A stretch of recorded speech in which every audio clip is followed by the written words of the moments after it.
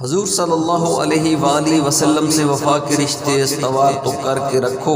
حضرت سفینہ رضی اللہ تعالیٰ عنہ حضور اکرم صلی اللہ علیہ وآلہ وسلم کے صحابی ہیں، جنگل میں جا رہے ہیں، ایک شیر نے انسانی بو پائی تو آپ کی طرف دوڑتا ہوا آیا۔ ایک شیر کو آتے دیکھ کر حضرت سفینہ رضی اللہ تعالیٰ عنہ گھبرائے نہیں، بلکہ شیر کو کہتے ہیں، او جنگل کے شیر، جانتا نہیں میں کون ہوں؟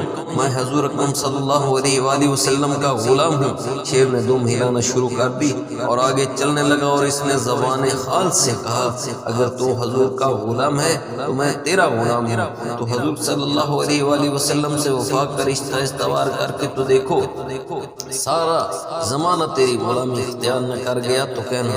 حضور صلی اللہ علیہ وآلہ وسلم سے محبت کا رشتہ استوار کر، تعلق کا رشتہ استوار کر آج ہماری ناکامی یہ ہے کہ حضور اکرم صلی اللہ علیہ وآلہ وسلم سے ہم دور ہو گئے ہیں، اور اسی وجہ سے آج ہمارا یہ حال ہے۔